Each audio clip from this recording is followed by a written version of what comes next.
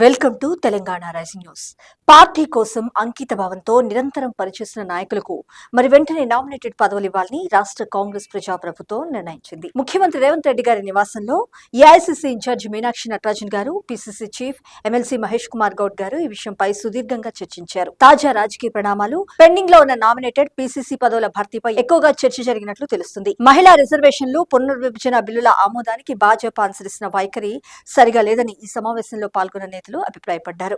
ఈ బిల్లులను ఒకేసారి పార్లమెంట్ లో ప్రవేశపెట్టాల్సిన అవసరం లేదని, తమిళనాడు, పశ్చిమ బెంగాల్ రాష్ట్రాల్లో జరుగుతున్న అసెంబ్లీ ఎన్నికల కోసమే బీజేపీ ఈ బిల్లులపై ఏకపక్షంగా వ్యవహరిస్తున్నట్లు వారు చర్చించినట్లు సమాచారం. ఇక్కడ మరొక ముఖ్యమైన అంశం చూసినాం. ముఖ్యమంత్రి శ్రీ రేవంత్ రెడ్డి గారు నిన్న రాత్రి ఢిల్లీకి బయలుదేరి వెళ్లారు. దక్షిణాది రాష్ట్రాలకు కీలకమైన నియోజకవర్గ పునర్విభజన బిల్లు గురువారం పార్లమెంటు ముందుకు రానున్న నేపథ్యంలో అధిష్టానం పెద్దలకు అందుబాటులో ఉండేందుకు ఈ విషయంలో దక్షిణాది ఇతర రాష్ట్రాల నాయకులు సమన్వయం చేసుకోవడానికి సీఎం రేవంత్ రెడ్డి గారు ఢిల్లీ వెళ్లినట్లు సమాచారం. అలాగే రాజ్యసభ సభ్యులుగా వేం నరేందర్ రెడ్డి గారు గురువారం పదవి బాధ్యతలు స్వీకరిస్తున్నారు. ఈ కార్యక్రమానికి సీఎం రేవంత్ రెడ్డి గారు హాజరు కానున్నారు. 2 రోజుల పాటు ఆయన ఢిల్లీలోనే ఉండే అవకాశం ఉంది. ఇక్కడ మనకు ముఖ్యమైన అంశం చూసినాం.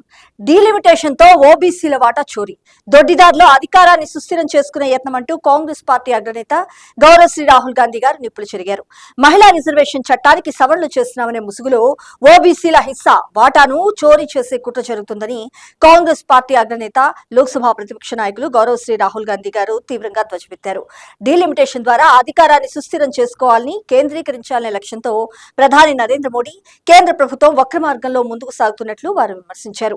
ఈ చర్యలు దేశ ప్రయోజనాలకు పూర్తి విరుద్ధమని, మహిళా రిజర్వేషన్ అమలు విషయంలో కేంద్రం నిజాయితీగా వ్యవహరించడం లేదంటూ పేర్కొన్నారు. కేంద్రం ప్రస్తుతం ప్రతిపాదిస్తున్నది మహిళా రిజర్వేషన్ కు సంబంధం లేని అంశమని, వారిది అధికారాన్ని చేజిక్కించుకునే ప్రయత్నం మాత్రమేనంటూ ఆరోపించారు.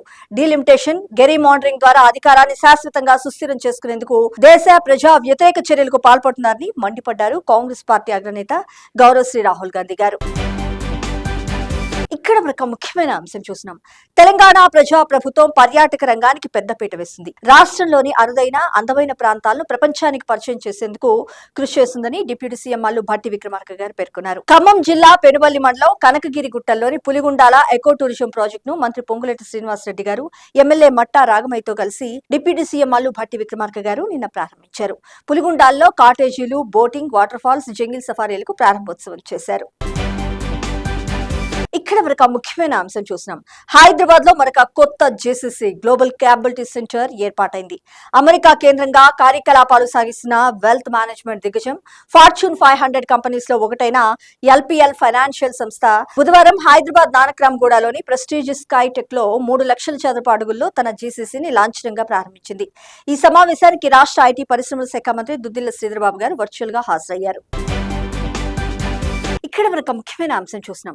తెలంగాణ సమగ్ర కుటుంబ సర్వే దేశానికే ఆదర్శం అంటూ మంత్రి పొన్నం ప్రభాకర్ గారు పేర్కొన్నారు. ఇదే స్ఫూర్తితో కేంద్రం నిర్వహించాలంటూ డిమాండ్ చేశారు. సామాజిక, ఆర్థిక, కుటుంబ సర్వే నిపుణుల కమిటీ నివేదిక విడుదల చేశారు. పబ్లిక్ డొమైన్ లో అందుబాటులో ఉంచారు.